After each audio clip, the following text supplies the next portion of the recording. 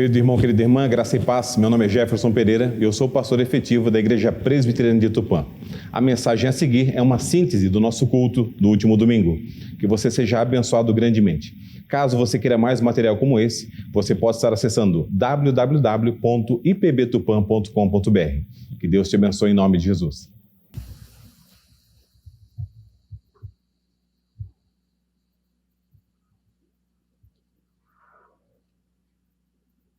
Antigo Testamento, profeta Jeremias, capítulo de número 35.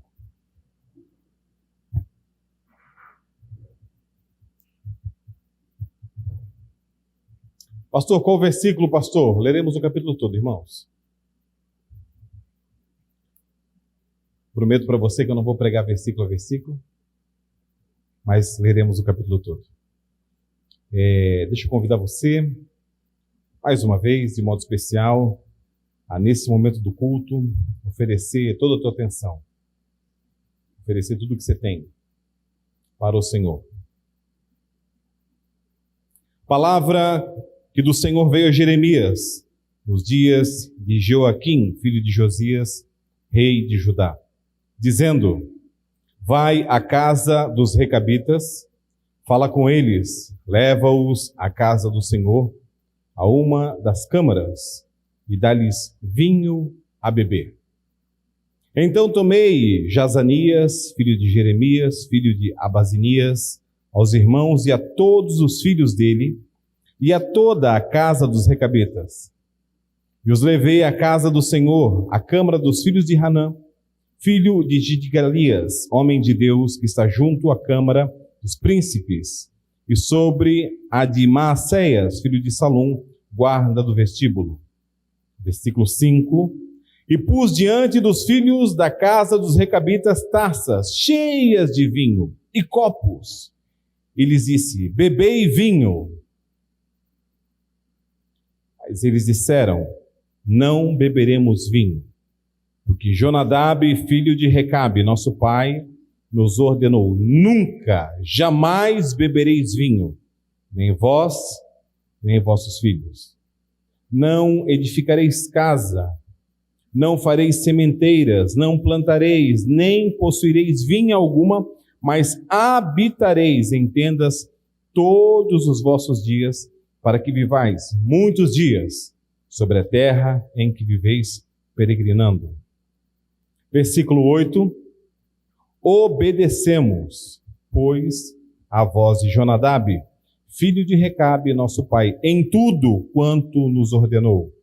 De maneira que não bebemos vinho em todos os nossos dias, nem nós, nem nossas esposas, nem nossos filhos, nem nossas filhas. Nem edificamos casas para nossa habitação. Nós não temos vinha, nós não temos campo, nem semente. Mas habitamos em tendas e assim obedecemos e tudo fizemos, segundo nos ordenou Jonadab, nosso pai. Quando, porém, Nabucodonosor, rei da Babilônia, subia contra esta terra, dissemos: vinde e refugiemo-nos em Jerusalém por causa do exército dos caldeus e dos sírios. E assim ficamos em Jerusalém. Então veio a palavra do Senhor a Jeremias, dizendo: assim diz o Senhor dos exércitos, o Deus de Israel: vai e dize aos homens de Judá e aos moradores de Jerusalém: acaso nunca aceitareis a minha advertência para obedecerdes às minhas palavras? Diz assim o Senhor: as palavras de Jonadab, filho de Recabe, que ordenou aos seus filhos que não bebessem vinho, foram guardadas, pois até o dia de hoje não beberam, antes obedecem às ordens do seu pai. A mim, porém, que começando de madrugada vos tenho falado, não me obedecestes. Começando de madrugada, bem cedo, vos tenho enviado todos os meus servos, dizendo: convertei-vos agora, cada um do seu mau caminho. Fazei boas as vossas ações e não sigais a outros deuses para servi-los. Assim ficareis na terra que vos dei a vós outros e vossos pais, mas não me inclinaste os ouvidos, nem me obedecestes a mim. Visto que os filhos de Jonadab, filho de Recabe, guardaram o mandamento do seu pai, que ele lhes ordenara, mas este povo não me obedeceu, por isso assim diz o Senhor, o Deus dos exércitos, o Deus de Israel. Eis que trarei sobre Judá e sobre todos os moradores de Jerusalém todo o mal que falei contra eles. Pois lhes tenho falado e não me obedeceram. Clamei a eles e não responderam.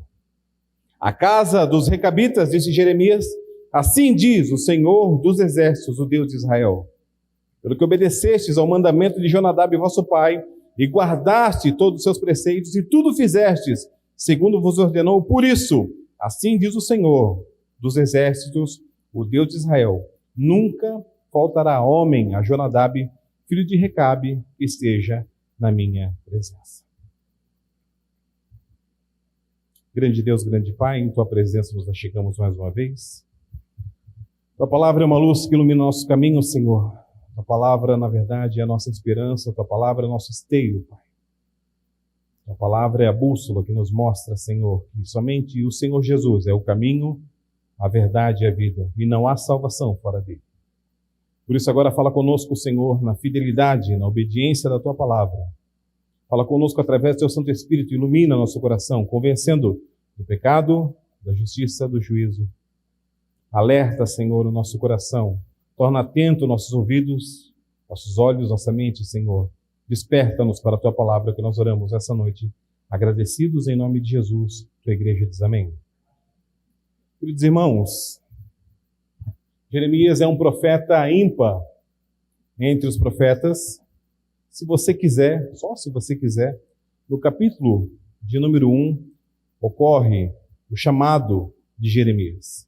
Capítulo 1, versículo 1, fala a palavra de Jeremias, filho de Ilquias, um dos sacerdotes que estava em Anatote, na terra de Benjamim. A ele veio a palavra do Senhor nos dias de Josias, filho de Amon, rei de Judá, no 13º ano do seu reinado. O próprio profeta fala no versículo de número 4, a mim me veio, pois, a palavra do Senhor, dizendo, antes que eu te formasse no ventre materno, eu te conheci, e antes que saísses da madre, te consagrei e te constituí profeta entre as nações. Versículo de número 6, aquela famosa retórica, minha, sua, de muitos, diz assim, então ele disse, Senhor, eu não sei falar, Senhor, eu não passo de uma criança. Senhor, eu não sei evangelizar, Senhor, eu me embaralho as vistas, eu troco as palavras. Senhor, eu não tenho coragem de chamar o pecado pelo nome. Senhor, eu sei que o açúcar faz mal, mas eu coloco 3 colheres em cada xícara e eu tomo 55 xícaras por dia. Senhor, Tu sabes, Tu me conheces. Versículo de número 7. Mas o Senhor me disse, não digas, não passo de uma criança, porque a todos a quem eu te enviar irás, e tudo quanto eu te mandar falarás. Não tem desculpa, Jeremias, você é meu profeta. Senhor, e agora, como é que eu faço? Versículo 8, não temas diante deles, porque eu sou contigo para te livrar, diz o Senhor. Depois, então, estendeu o Senhor a mão e tocou-me na boca, e o Senhor me disse, eis que ponho na tua boca as minhas palavras. Olha que hoje te constituo sobre as nações e sobre os reinos, para arrancares e derribares, para destruíres e arruinares, e também para edificares e para plantares. É importante que eu e você observamos que o profeta Jeremias, ele possui uma missão inóspita, uma missão desafiadora. Ele precisa primeiro desconstruir algo para depois construir.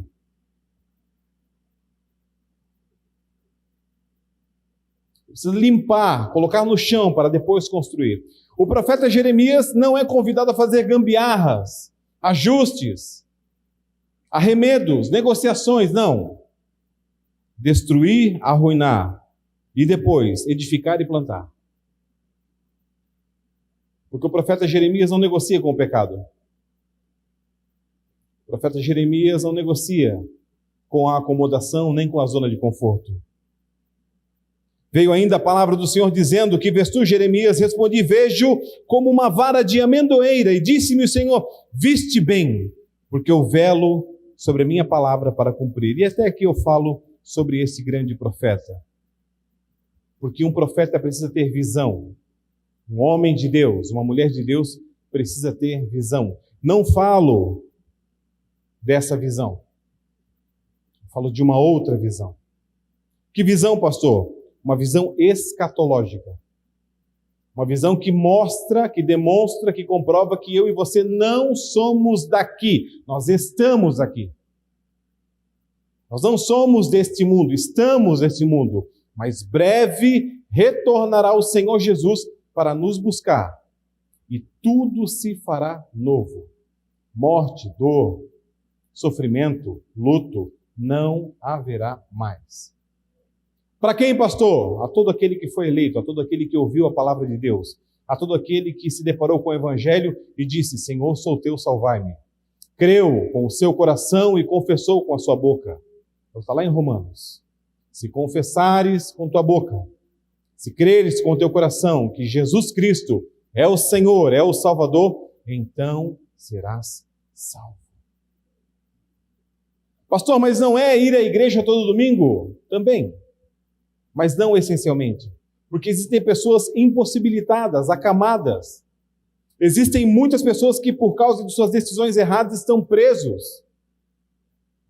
Não tem como sair do presídio e vir a um culto como esse.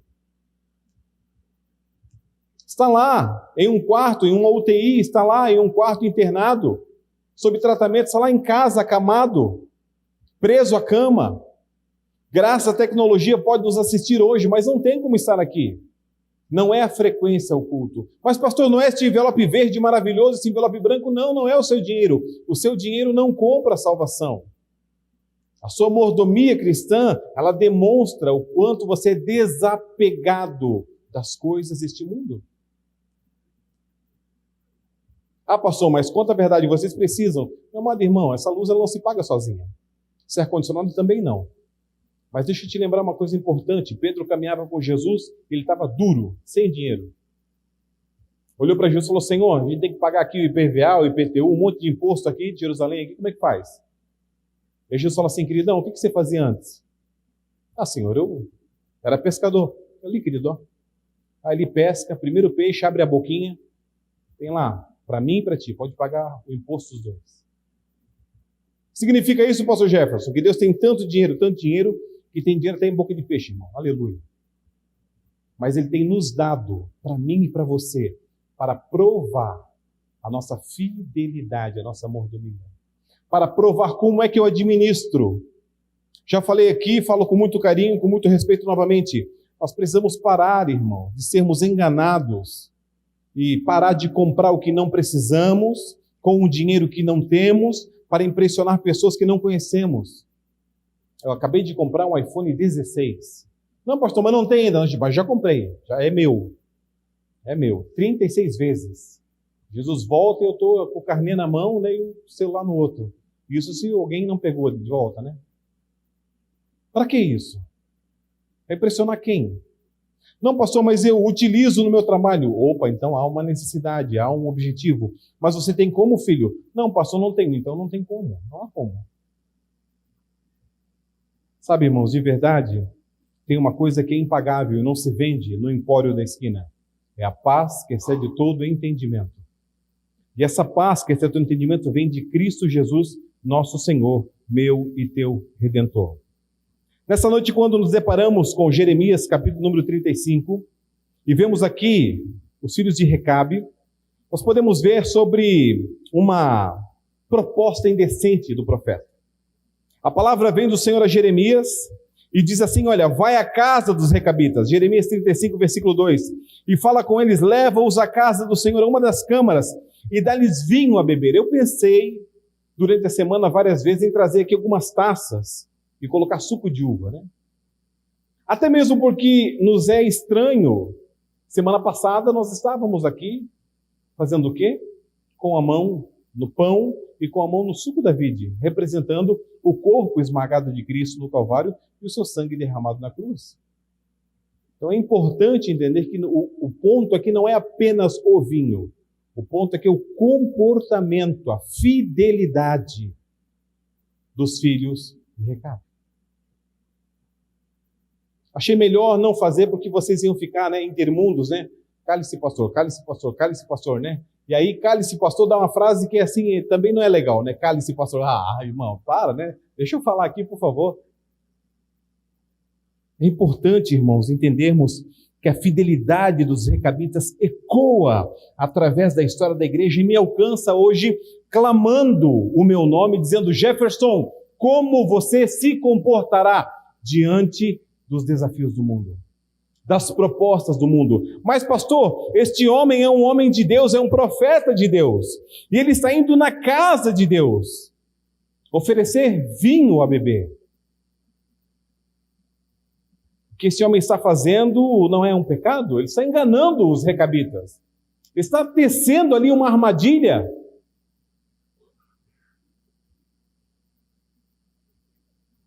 O que é fidelidade? Qual é a fidelidade com que os recabitas respondem em Jeremias? Fidelidade, no dicionário Wise, significa característica ou atributo do que é fiel, do que demonstra zelo, respeito quase venerável por alguém ou algo. Lealdade, por exemplo, fidelidade ao rei, fidelidade à pátria. Também significa observância da fé jurada ou devida, no caso da fidelidade religiosa. Também significa uma palavra que tenho conversado com vocês desde dezembro: constância nos compromissos assumidos com outrem. Eu tenho uma constância, todos os domingos estou na casa do Senhor. Por quê, pastor? Porque é o dia do Senhor, não há outro lugar que eu possa estar a não ser aqui. Também significa compromisso, que pressupõe dedicação amorosa à pessoa com quem se estabeleceu um vínculo afetivo de alguma natureza. Fidelidade conjugal. Diogo e Giovana, dentro de alguns meses, estarão se casando, oferecendo um ao outro um compromisso que pressupõe dedicação. O pastor vai conversar e vai falar aqui o quê? No frio e no calor. Com inseto e sem inseto em Tupã. Na riqueza e no desafio. Ninguém gosta da pobreza, irmãos? É terrível, Na doença e na saúde. Aceita? Aceito. Oh, aleluia, eu aceito. Glória a Deus. E fazem 20 anos, irmãos, que eu fiz essa promessa, essa aliança com a Deda. E até hoje o Senhor foi fiel conosco e temos sido fiéis um com o outro. Isso é fidelidade. Essa semana farão 29 anos que eu fui batizado. 29 anos que eu fui batizado. 29 anos que Deus me segurou pela mão. Me segura pela mão. Me mantém, me sustém pela mão. 29 anos. Isso é fidelidade. Compromisso que pressupõe dedicação. Também característica de um sentimento que não esmorece com o decorrer do tempo. Também constância de hábitos, de atitudes. Também compromisso rigoroso com o conhecimento, exatidão e sinceridade. Um dos exemplos é a fidelidade acadêmica. Quando eu faço lá o meu trabalho de conclusão de curso, quando o Júnior Neves entrega lá com honra seu TCC, fidelidade acadêmica, fidelidade daquilo que aprendeu. E quem é fiel? Quem é fiel? Fiel é aquele que mostra lealdade, que não contraria a confiança depositada. Leal, devotado, por exemplo, um amigo fiel. Que dedica lealdade absoluta, que demonstra dedicação, incapaz de atraiçoar aquele com que estabeleceu o laço afetivo. Que demonstra honestidade, relacionado ao que segue os princípios de uma determinada religião. O presbiteriano é fiel. Aleluia. O dicionário ainda diz mais 4 características que eu quero compartilhar com você. Que se mostra constante e perseverante. Constante e perseverante. Que denota constância de hábitos, como também atitudes. Que não falha, que não decepciona. Que denota objetividade, exatidão, rigor e que não se afasta da verdade. Esse é fiel. Esse é fiel. Fiel. Propõe e faz. Bebe água com farinha, mas não nega a fé. Não desabona. Não volta atrás. Estudamos pela manhã na Escola Bíblica Dominical sobre a mulher de Ló, que olhou para trás. Lembrai-vos da mulher de Ló. Não olhe para trás. Quando lemos o capítulo de número 35, sobre a fidelidade dos recabitas, tudo isso nos vem à mente, como foram fiéis. Esse capítulo relata um incidente que ocorreu cerca de 10 anos antes do incidente narrado no capítulo 34. É importante sabermos esta cronologia. Os acontecimentos são colocados aqui por causa da conexão temática, porque no capítulo 34, que você lerá essa semana no seu devocional, em casa, nós temos o caso máximo da inconsistência e falta de compromissos revelados pelo povo de Judá e Jerusalém com relação aos compromissos que eles mesmos tinham assumido perante o Senhor. Observe, irmãos, inconsistência e falta de compromisso. É a mesma coisa que eu pegar aqui o irmão Estante, que na semana passada fez sua profissão de fé aqui, e prometeu diante da igreja e diante de Deus, e encontro ele essa semana fazendo tudo que um cristão não faz. E aí, minha pressão, baixa no chão, eu me sinto tonto, me dá labirintite cada idade, e eu chego e digo assim: meu irmão, o que aconteceu? Não, pastor, não aconteceu nada. Mas como nada, filho? Olha esse comportamento aqui, você está mentindo, você está enganando, você está fazendo, está acontecendo. Não, pastor, isso é errado? Querido, tudo que não provém de fé é pecado, tudo que não provém da palavra é pecado, querido. Como não é errado? Quando eu e você, irmãos, assumimos um compromisso perante o Senhor, como eu fiz há 29 anos, como o Juninho fez aqui há uma semana, como o João Vitor fez aqui há uma semana, esse compromisso, ele não é negociável. Ele não possui letras miúdas, o contrato, que podem mostrar uma altercação. Observe, meu amado irmão, minha amada irmã, que como contraste, esse capítulo 35 relata um caso de constância e obediência por parte de um grupo desconhecido de recabitas. Jeremias usa para revelar mais nitidamente a infidelidade pactual do povo, numa tentativa de levá-los a reconsiderar a sua atitude em relação a Deus. Talvez haja uma ligação com o tema da escravidão, porque os recabitas eram considerados também membros de uma segunda classe da comunidade. Não eram pessoas importantes, não eram pessoas visíveis de status, não. Eram os recabitas. Entre mentes, eram fiéis ao Senhor. Não possuíam o glamour, o status. Não possuíam, quem sabe, uma abreviação à frente do nome, acadêmica, mestre em teologia, doutor em teologia, doutor fulano de tal. Não possuíam, quem sabe, o garbo de carruagens ao chegar e dizer assim: Jeremias, a gente chegou, o que é para fazer aqui, meu querido? Não! Simples. Nômades. Viviam em tendas. Não tinham sementeiras, não tinham vinhas, não tinham nada. Mas tinham fidelidade, tinham fé no Senhor. A proposta inusitada, acompanhe por gentileza mais uma vez na sua Bíblia. Jeremias 35:2. Vai a casa dos recabitas, leva-os à casa do Senhor, a uma das câmaras, dá-lhes vinho a beber. Então tomei Jazanias, tomei a todos os filhos dele e toda a casa dos recabitas, não sobrou nenhum. Jeremias toma todos eles e leva à câmara dos filhos de Anã. Anã, que significa homem de Deus, provavelmente outro profeta do Senhor desconhecido para nós. E leva então a esta câmara. E faz o quê? Lhes oferece vinho. Permita-me eu perguntar para você de modo provocativo, porém muito real. Ao sair daqui, qual convite você aceitará? Se nós fôssemos até a porta da igreja essa noite, cumprimentássemos efusivamente reverendo Jefferson, irmã Andréia, cumprimentássemos cada presbítero com um abraço efusivo, parabenizando pelo dia do presbítero. E ao chegar ao portão, alguém dissesse assim: e aí, vamos para um happy hour? Oi? Vamos para um happy hour? Tomar um negocinho? Tem um show aqui de uma banda. Sobrou aqui da festa do ovo, aqui um resquício aqui ainda.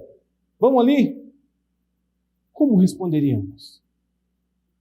Afinal de contas, eu estou aqui abraçado ao Cordeiro de Deus que tira o pecado do mundo. Afinal de contas, estou aqui embebido no poder do Espírito Santo, saindo para uma semana de diversos desafios. Como respondo a um convite como esse? Ah, pastor, mas o senhor está exagerando. Ninguém vai convidar para isso. Claro que não. Para que a gente convida? A gente convida para um lanche. Vamos no Panda. Vamos no Panda comer, né? Poke. Né? Vamos lá. E aí no caminho, eu no carro começo a conversar. Ninguém disse murmurar. Não. Nossa, pastor, demorou, né? Noite com Deus hoje, né? Meu Deus, misericórdia. Achei que não ia mais nunca terminar. Eu estava ali, e agora não pode levar copo d'água para dentro da igreja, com sede, com fome, coisa. Como respondo um convite desse? Um convite à murmuração, um convite ao pecado de feitiçaria, porque é isso que a Bíblia fala, que murmuração é pecado de feitiçaria, que reclamar é um péssimo hábito. Eu gostava em 1974, quando a nossa igreja começou e ela era tão linda, que é errado olhar para trás e deixar de contemplar o futuro maravilhoso que o Senhor tem para mim e para ti. Que tipo de convite eu e você estamos aceitando, irmãos? Qual é a nossa fidelidade ao Senhor? E perdão, meu amado irmão, perdão, minha amada irmã, não falo sobre você proteger o seu pastor, proteger o seu presbítero, o seu diácono, o seu irmão. Falo apenas sobre você ser fiel a Deus. E quando alguém te convida a murmuração, você fala assim, não, estava na liturgia. Sede, pois, imitadores de Deus, porque outrora, num outro tempo, esse era o nosso tempo da reclamação, da impudicícia, da murmuração, da palavra vã, era um outro tempo. Acabou isso. Acabou. Deus mudou minha boca. Acabou o palavrão. Acabou o palavrão. Acabou o reclamar de tudo. E eu bem sei que somos tentados a isso cada vez que vamos ao supermercado e aquela moça sorridente fica assim, passando as compras, e o número vai mudando, vai multiplicando, e você começa a pensar se realmente você sabe matemática básica ou não, observando os preços, e você olha 2 sacolinhas, e olha 3 dígitos, e a moça pergunta, mais alguma coisa? E você responde na esperança, um desconto, um brinde, um presente?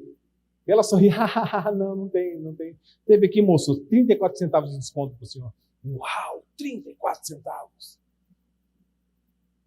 E outro dia eu, tentado a murmurar, a reclamar, olhei para Délia e falei, Délia, sabe, a gente não comprou carne, a gente não comprou, né? Que aí eu olho do lado, né, os carrinhos lotados, cheios, né? E eu com 2 sacolinhas, né? Falei, Délia, a gente não comprou muita coisa, mas glória a Deus que a gente comprou muito mais do que muita gente que não tem isso aqui, Délia. E isso aqui vai nos satisfazer, vai ser multiplicado na nossa casa pelo poder de Deus. A proposta inusitada de Jeremias, ela oferece para mim e para você o desafio de observarmos o nosso tempo. Nós vivemos na pós-modernidade uma época onde as pessoas estão cada vez mais questionando a autoridade da Bíblia, as fontes de moralidade. Como eu já disse aqui na liturgia do culto, na hora da contrição, na hora do arrependimento, somos desafiados a termos um relacionamento onde tudo pode, tudo é fácil, está tranquilo. E se engravidar, aborta. E se ficar com coma alcoólico? Não tem lá injeção lá de glicose lá na Santa Casa, é grátis. Mas se bater, mas tem o seguro, pode correr, corre. Mas... Então nós tentamos normatizar o pecado, normatizar o que é errado. Essa característica de normatizar o pecado tem nos levado a um aumento da aceitação de comportamentos que a Bíblia considera pecaminosos. Por exemplo, como já disse, adultério, fornicação, idolatria, são todos comportamentos condenados nas Sagradas Escrituras, mas que agora estão cada vez mais vistos como aceitáveis na sociedade onde vivemos. Mas como viviam os recabitas? A evidência aponta para o comportamento deles sendo decorrente de uma rejeição cultural e religiosa aos perigos percebidos no estilo de vida das cidades da Palestina. Suas tradições particulares, seus costumes, suas atitudes derivam de Jonadab, filho de Recabe, que é mencionado lá em 2 Reis, capítulo 10, versículos 15 e 27. Este, Jonadab, associou-se a Jeú quando este levantou-se para eliminar a adoração a Baal no Reino do Norte. Isso aconteceu em 842 a.C. Jonadab teve participação ativa na morte dos adoradores de Baal no templo.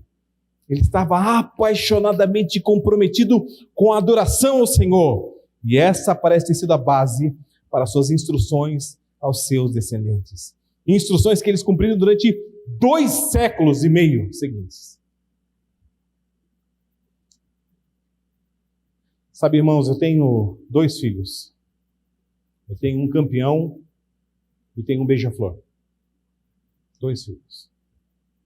Eu não exijo dos meus filhos nada mais, nada menos do que a Bíblia oferece, do que a Bíblia ensina. Mas uma das coisas que eu sou mais feliz, uma das coisas que eu me sinto mais satisfeito, eu poderia morrer agora aqui, duro, aqui, tranquilamente, é poder encontrar meus filhos orando ou lendo a palavra de modo assim, sabe, espontâneo. Espontâneo. Ouvir a minha filha falar assim: papai, eu vou fazer meu devocional, tá, papai? De modo adolescente, assim: papai, segura sua onda aqui com os barulhos, com os negócios, porque eu vou estar lendo a palavra aqui no quarto ao lado. Outro dia eu coloquei um hino lá alto, né?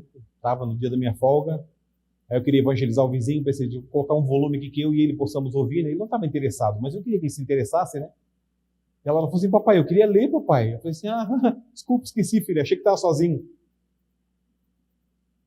Não há recompensa melhor para os pais ao ver um filho andando no mesmo caminho que os seus pais.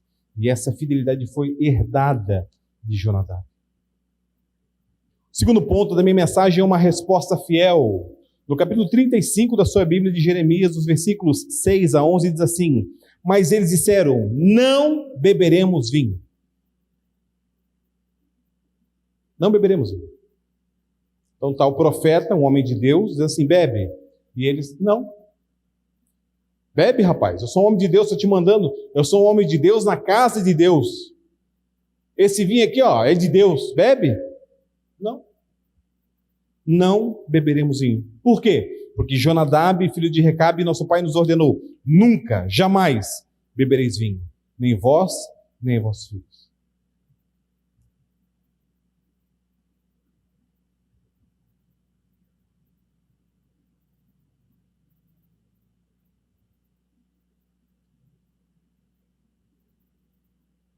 Nós falamos na semana passada sobre as estações do cristão. E a segunda estação falava sobre a atitude, a proatividade, a coragem, a ousadia. As leis de Jonadab não eram leis fáceis, não eram orientações fáceis. Ele falou assim: não edificareis casa. Qual de nós aqui hoje, se ganhar uma casa, não ficará feliz? Fui sorteado com uma casa em um condomínio fechado. Aleluia, glória a Deus, minha casa. A gente já emenda, né? Minha casa, minha vida, né? Ganhei uma casa. Qual de nós hoje aqui, amados irmãos, não ficaríamos felizes em ganhar uma chacrinha? A famosa chacrinha que você compra para descansar e não descansa. Nunca descansa. Não tereis casa, não fareis sementeiras. Qual de nós aqui, já numa idade avançada como vosso pastor, não pensa em fazer uma hortinha? Uma hortinha orgânica, né? Aproveitar aqui uma cultura de subsistência, aqui um temperinho. Qual de nós? Não plantareis. Mas espera aí, a bebida do judeu tradicional é o café nosso, né? É o vinho. Vou ter uma vinha. Não. Não tereis vinho alguma. Versículo 7, estou lendo a Bíblia, tá, irmãos? Mas habitareis em tendas todos os vossos dias. Você já acampou? Já dormiu numa barraca? Então você sabe o que é dormir em tenda. É maravilhoso quando você volta para casa. É incrível quando você vai dizer: minha cama, oh glória, um colchão. fazer missões no interior de São Paulo, fiquei 18 dias tentando dormir em um colchão de ar, dentro de uma barraca. Não consegui. Descobri o valor de um banheiro onde o piso está seco. Estávamos alojados em uma igreja muito humilde, muito simples, interior de São Paulo. A água não saía pelo ralo. Então, você, na hora que tinha que se trocar, não tinha box, não tinha nada, você estava com os pés molhados. Era horrível, irmão, era horrível, horrível. 18 dias dessa maneira. Quando voltei para casa, eu falei assim, um banheiro seco, glórias a Jesus. Minha cama, um colchão que não esvazia de manhã, você enchia, né? Aí deitava, aí 3 da manhã começava a sentir as costas crocantes, já tinha esvaziado, irmão. Colchão de ar é terrível. Observe que eles vão viver em tendas todos os dias, para que vivais muitos dias sobre a terra em que viveis peregrinando. Sois nômades. Se fizeres isso, com certeza tereis segurança. É o que falava Jonadab. Versículo 8, obedecemos, pois, a voz de Jonadab, filho de Recabe, nosso pai. Por favor, olhe na sua Bíblia aí, irmão. Versículo 8, projetado aqui também. Obedecemos, pois, a voz de Jonadab. Pare e pense em uma pessoa que você ama. Rapidamente. Lembrou? Ok. Você lembra da voz dela? Se você estiver no escuro, se você fechar os seus olhos, e a pessoa chamar o seu nome, você reconhece quem é? Provavelmente você reconhece. O Senhor vai fazer uma comparação no Evangelho de João, que ele fala assim, eu sou o bom pastor, as minhas ovelhas conhecem a minha voz. Nós obedecemos a voz de Jonadab. Quando nosso pai falou conosco, há muitos séculos atrás, essa voz veio ecoando. Que voz é essa? Você já ouviu? Leva um casaco, vai esfriar. Ah, mãe, para. Esfriou. Leva um guarda-chuva, vai chover. Ah, que mãe, olha esse céu de brigadeiro. Chuva, meu Deus. Você já ouviu essa voz? É a mesma voz no meu e no seu coração, que quando propostas indecentes, propostas pecaminosas são colocadas a mim na sua frente, essa voz vem dizer assim, não faz, não vai, não compra, não se mete nesse negócio. Não é para você. Obedecemos, pois, a voz, em tudo quanto nos ordenou, em tudo, de maneira que não bebemos vinho em todos os nossos dias, nem nós, nem nossas mulheres, nem nossos filhos, nem nossas filhas. E isso é importante porque às vezes no cristianismo que vivemos hoje, a gente fala assim, eu sou crente, mas meu filho infelizmente, minha filha infelizmente, sabe como é que é, né, pastor? Eu sei como é que é. Tem uma idade, até aquela idade você consegue. Daí em diante você começa a recitar Zacarias 4:6 para você mesmo. Nem por força, nem por violência, mas sim pelo meu espírito, diz o Senhor. Eu sei como é. Mas eu quero falar para você o seguinte, meu amado irmão e amada irmã. Enquanto você pode pegar pela mão, pegue pela mão. Enquanto você puder pegar, entendeu, com carinho, pegue com carinho. Permita-me de modo muito respeitoso, Leila está aqui, a pequenina estava aqui, subindo na mesa aqui, eu vim aqui, tirei ela. Quando tirei, entrou em desespero, um choro copioso, minha mãe. Eu tinha proposto, vai com a mãe. Não vou. Não, o pastor vai te ajudar. O que significa isso, irmãos? Que nós sabemos exatamente quando está errado e quando está certo. Se não há alguém para segurar, podia cair, podia se machucar, podia ser muito pior. Precisamos do quê? Deste cuidado, deste carinho com nossos filhos. Sentar e falar, meu filho, tem certeza? Tem certeza? Pai, eu quero. Tem certeza? Você vai observar isso lá em Juízes 6, quando o pai de Sansão está conversando com ele. Ele fala assim, olha, tem uma mulher lá filisteia, eu quero casar com ela. Ele fala assim, queridão, não tem nenhuma pessoa aqui nas fileiras de Israel? Tem que achar uma mulher em outro? Não é essa que eu quero. Meu filho, isso vai dar problema. Não é essa que eu quero. Observe, meu amado irmão, minha amada irmã, que diz assim, mas habitamos em tendas, e assim obedecemos e tudo fizemos segundo nos ordenou Jonadab, nosso pai. Quando, porém, Nabucodonosor, rei da Babilônia, subiu esta terra, dissemos, olha, vamos nos refugiar em Jerusalém por causa do exército Então, por isso estamos ali. O que este capítulo e esta família mostra para mim e para você é a resposta fiel a uma ordenança permanente, não apenas uma ordenança exclusiva, aplicável apenas a uma situação específica. A pergunta que surge é a motivação de Jonadab ao dar essa ordem. Parece plausível associá-la à posição anti-Baal. A embriaguez era frequente no Antigo Oriente Próximo e tinha se tornado um elemento do culto cananeu. E aqui eu quero trazer para você de modo muito carinhoso, porém verdadeiro, uma advertência. Não vos embriagueis com vinho, mas enchei-vos do Espírito. Porque nós não podemos perder a nossa identidade. O que ocorre quando nos embriagamos? Qual é a grande desculpa daquele que cometeu uma atrocidade, cometeu um acidente, um incidente, enquanto estava embriagado? Ele fala assim, mas eu não lembro disso. Eu não lembro. Eu fiz isso? Fez, mas eu não lembro de nada disso. Na minha adolescência, ainda não conhecia o Senhor, muito cedo, estava numa lanchonete, bebemos todos os tipos de álcool que podia existir, com todos os tipos de rótulos. E eu me lembro que no outro dia eu acordei com uma forte dor de cabeça e fui procurar um amigo meu chamado Denilson. Quando eu bati palmas dentro da casa dele, ele abriu a janela e falou assim, o que você quer, cara? Eu falei assim, como o que você quer, cara? Eu vim falar com você, meu irmão. Parece que eu sonhei alguma coisa assim, que a gente tinha brigado. Eu falei, a gente brigou. A gente brigou e você falou para mim ontem, rapaz, olha um monte de coisa feia que eu jamais imaginaria. Estava tudo aí dentro desse teu coração podre aí, e a bebida fez com que não tivesse mais freio. Você falou para mim. E agora eu sei o que você realmente acha de mim. Eu falei, ô, Denis, desculpa. Ele falou, não, claro, te desculpo, meu irmão. Poxa, a gente é amigo desde a infância, só que nunca mais eu quero falar com você. Só que nunca mais você comerá antes. Quando a pessoa está embriagada, quando a pessoa está drogada, deixa eu mostrar para você um outro tipo de embriaguez. Quando a pessoa se enamora, ela é compromissada, e ela se enamora, né? Uma mulher mais jovem, um homem mais jovem, ela começa a ter, na verdade, esse tipo de olhar, ela perde a sua identidade. Ela não sabe mais quem ela é mesma.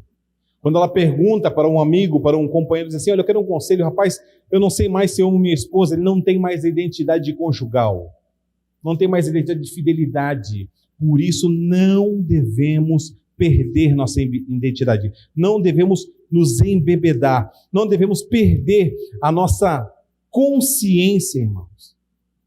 O nosso compromisso, a fidelidade de sermos filhos da luz, filhos de Deus. Pastor, mas sim, não se embriagar. Essa é a lei. Jonadab estava tentando dissociar seus descendentes do culto a Baal e de todas as suas impurezas. Por isso ele impôs um estilo de vida que não os envolveria em situações em que acreditava que a influência do baalismo seria fortemente. A abstinência de vinho indicava a completa atenção dada ao Senhor, porque era o quê? Um elemento da vida de Israel diante do Senhor. Por outro lado, também o símbolo foi sempre considerado um símbolo de confusão quando utilizado de maneira errônea. Os filhos de Recabe finalmente demonstram sua obediência a essa exigência específica no contexto de um comprometimento básico com toda uma série de ordens que estavam determinadas. Não edificar casa, não ter sementeiras, não plantar, não possuir vinha, mas habitar em tendas. Tudo isso, na verdade, envolvia o quê? A fidelidade ao Senhor. Por fim, obedecemos significa basicamente ouvimos e assim prestamos atenção. Atentamos para. É uma palavra-chave neste capítulo. Realmente ouvir força obedecer. Os detalhes específicos da obediência deles são apresentados em uma série de contratos, continuando o quê? A viver de forma santa, fiel. Eles tinham seguido completamente, iriam continuado a viver em campo aberto se não fossem circunstâncias externas de guerra. Presumivelmente, eles queriam retornar ao estilo de vida deles assim que tudo isso fosse possível. Por fim, meus amados irmãos, após uma proposta inusitada, uma resposta fiel, ouvi hoje a palavra do Senhor. Aí na sua Bíblia, Jeremias 35:12. Então veio a palavra do Senhor a Jeremias dizendo, e esta mesma palavra vem até nós hoje, para mim e para você. Mesma palavra. Que palavra, pastor? A palavra de fidelidade. Versículo 13, assim diz o Senhor dos Exércitos, o Deus de Israel, vai e dize aos homens e mulheres da igreja presbiteriana de Tupã, acaso nunca aceitareis a minha advertência para obedecerdes às minhas palavras? Assim diz o Senhor. As palavras de Jonadab, filho de Recabe, que ordenou seus filhos que não bebessem vinho, foram guardadas, pois até o dia de hoje não beberam, antes obedecem às ordens de seu pai. A mim, porém, o Senhor, que começando de madrugada você tem falado, não me obedecestes. Deus fala comigo e contigo hoje, irmãos. Por que é raios que eu e você ouvimos a cultura, mas não ouvimos a palavra de Deus? Por que é que eu e você ouvimos nossos amigos, mas não ouvimos a palavra de Deus? Por que que eu e você ouvimos os convites podres do mundo caído, mas não ouvimos o convite à santidade de Deus? Por quê? O que há de tão colorido lá fora que faz com que nossa igreja seja monocromática? O que há de tão especial no mundo que faz com que você se esqueça que eternamente você estará ou na presença do Senhor ou longe do Senhor, em sofrimento eterno? O que é? Será projetado aqui para você Malaquias capítulo 1, versículo 6. Presta atenção nesse versículo. O filho honra o pai, e o servo o seu senhor. Se eu sou o pai, onde está a minha honra? Se eu sou o Senhor, onde está o respeito para comigo? Diz o Senhor dos exércitos a vós outros.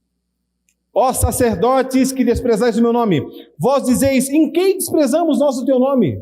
Por quê? Porque hoje isso acontece, irmãos. Não é apenas o cristão, não é apenas o membro da igreja. Você pode ligar a televisão e passar os canais. De 10 programas, 7 vendem o evangelho a preço barato. De 10 programas, 7 vendem uma bênção. Se você comprar isso, se você comprar aquilo, se você levar isso, a corrente das 7 bênçãos, o negócio das 7... Irmãos, isso está infectando toda a igreja do Senhor. E o que eu e você precisamos fazer hoje? Sermos fiéis ao Senhor. Bebe vinho? Não, não beberemos. Por quê? Porque ouvimos a voz do nosso Pai. Não beberemos. Não nos afastaremos do Senhor. Versículo de número 15, Jeremias 35 fala, começando de madrugada, vos tenho enviado todos os meus servos, dizendo, convertei-vos agora, cada um do seu mau caminho, fazei boas as vossas ações, e não sigais outros deuses para servi-los.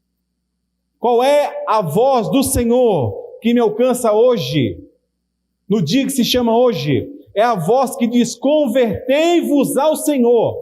Não é convertei-vos à Igreja Presbiteriana do Brasil. Não é convertei-vos à Igreja Assembleia de Deus. Não é convertei-vos à Igreja Metodista. Não. É convertei-vos ao Senhor. Porque muitas vezes a IPB pode chegar e falar assim, não, vamos ajudar aqui, vamos fazer de conta que não viu. Muitas vezes a metodista vão fazer, não, peraí, rapaz, esse cara aqui é um querido. O Senhor não se negocia com o Senhor, não se esconde do Senhor. Ele sabe onde você mora, Ele sabe o que você pensa, Ele sabe o que você quer. Você pode enganar seu pastor. Você pode enganar seu presbítero. Você pode enganar muitas pessoas por muito tempo. Você não tem como enganar todo mundo o tempo todo e não tem como enganar Deus, nem por um segundo. Nem por um segundo. Puxa, pastor, para que isso? Para que um dia eu chegue no céu e você esteja comigo lá no céu. Pastor, mas a salvação não é por obras. Não, a salvação realmente não é por obras. Mas eu não quero que você viva uma vida igual o ladrão da cruz, toda arrebentada, toda destruída, e no último momento, Senhor, lembra-te de mim. Opa, me lembro. Você é eleito, me lembro, claro. Estarás comigo no paraíso. Mas e que legado deixou? Que sofrimento causou a família? Que sofrimento causou os seus?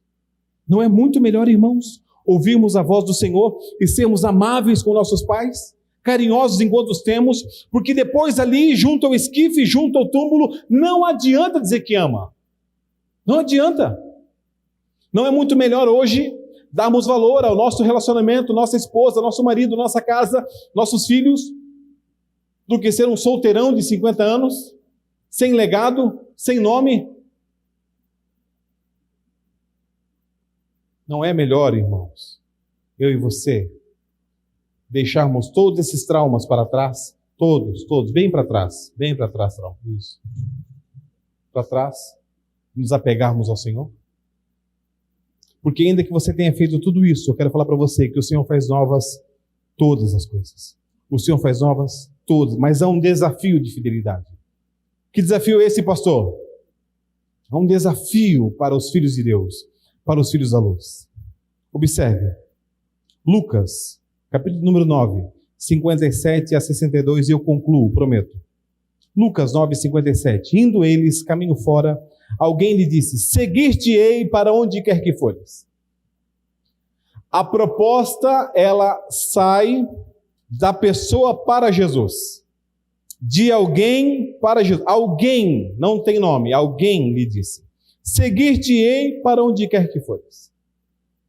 Não foi isso que eu e você falamos na profissão de fé? Ei, Deus, eis-me aqui, envia-me a mim.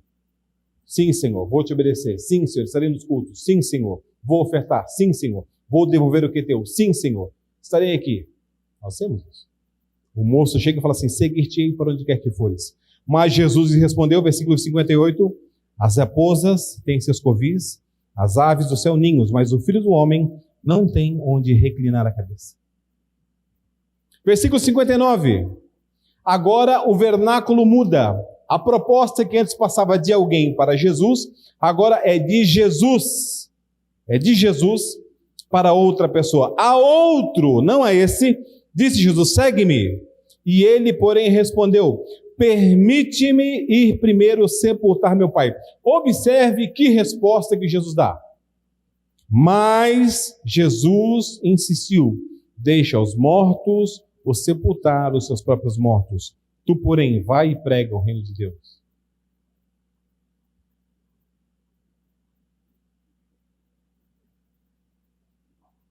Nós temos uma caricatura. Já falei numa escola dominical aqui. Você é nosso convidado. Todo domingo, 9 da manhã, irmãos. Acontece isso aqui. Todo domingo, 9 da manhã. Tomamos um excelente café. 9h15 é uma abertura, um louvor incrível acontece. 9h30 começa a aula.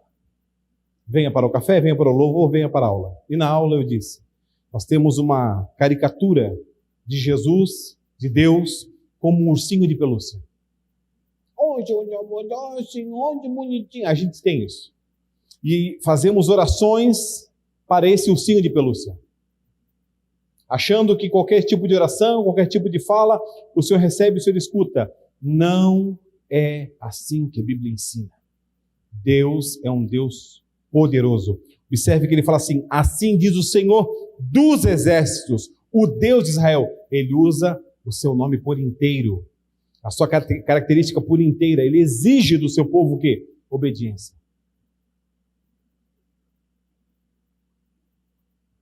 E o que acontece, pastor, quando eu chego, na verdade, e tem essa caricatura? Eu olho respostas como essa e digo assim: não, isso aqui não é Jesus. Não, isso aqui tem alguma tipo de explicação. Não tem, a explicação é simples. O Senhor está te chamando aqui, irmãos. Larga das coisas temporais e te entrega o caminho do Senhor. Essa é a proposta para aquele que quer seguir o Senhor. Quer seguir o Senhor? Quer seguir o Senhor? É isso aí. Pastor, prova. Por favor, continue o texto. Versículo 61, outro lhe disse: seguir-te-ei, Senhor, mas deixa-me primeiro despedir-me dos da casa. Mas Jesus lhe replicou: ninguém que, tendo posto a mão no arado, olha para trás e é apto para o reino de Deus. Em suma, em síntese, não beberemos vinho. Por quê? Porque nós obedecemos à voz do nosso Pai. Qual é a voz do nosso Pai? Qual é a voz do nosso Pai? A voz do nosso Pai ecoa da seguinte maneira: a quem enviarei e quem há de ir por nós? Disse eu: Eis-me aqui, envia-me a mim. Se eu disse para o Senhor, eis-me aqui, Ele vai me enviar. Mas se eu ficar calado hoje, se eu não me converter hoje, se eu não deixar todo esse lixo que me atrapalha, todo esse negócio que não edifica, não constrói, eu terei sérios arrependimentos no futuro. Pastor, como é que o senhor pode falar isso?